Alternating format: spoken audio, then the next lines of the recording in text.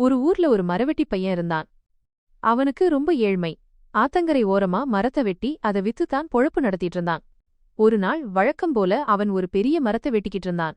டக்குன் கையில இருந்து அவனோட பழைய இரும்பு கோடாலி நழுவி ஆத்துக்குள்ள தொப்புன்னு விழுந்துருச்சு. அந்த ஆத்துல ரொம்ப ஆழம். அவனால இறங்கி தேடவும் முடியல. கோடாலி போச்சுன்னா அப்புறம் அவன் எப்படி சம்பாதிக்கிறது? அதனால ரொம்ப கவலையாகி போய் ஆத்து ஓரத்துல உட்கார்ந்து அழுதுகிட்டு இருந்தான். அவன் அழுதத பார்த்துட்டு ஆத்துக்குள்ள இருந்து ஒரு தேவதை வெளியில வந்தாங்க. ஏன்பா இப்படி உட்கார்ந்து அழற? என்ன ஆச்சுன்னு கேட்டாங்க. பையன் நடந்ததச் சொன்னான். உடனே அந்த தேவதை ஆத்துக்குள்ள ஒரு முங்கி எழுந்தாங்க. கையில தங்கத்தாலான ஒரு கோடாலியோட வந்தாங்க. இந்தாப்பா, இதுதானா உன்னோட கோடாலின்னு கேட்டாங்க. பையன் அதை பார்த்துட்டு, ஐயோ, இது என்னோடது இல்லைங்க தாயே, இது ரொம்ப விலை அதிகமாச்சேன்னு சொன்னான். தேவதை மறுபடியும் முங்கி இந்த வாட்டி வெள்ளியாலான கோடாலியை கொண்டு வந்தாங்க. இப்போ பாரு, இது உன்னோடதான்னு கேட்டாங்க.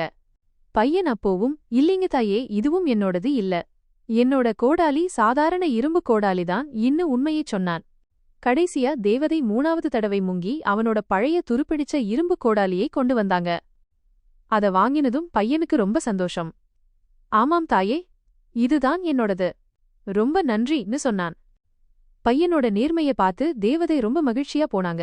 தம்பி, நீ ஆசைப்படாம உண்மையை மட்டும் பேசுன, அதனால உனக்கு இந்த தங்க வெள்ளி கோடாலிகள் 2யும் நான் பரிசா குடுக்கிறேன்னு சொல்லி 3யும் அவன்கிட்ட குடுத்தாங்க. பையனும் சந்தோஷமா எல்லா கோடாலிகளையும் எடுத்துக்கிட்டு வீட்டுக்கு போனான்.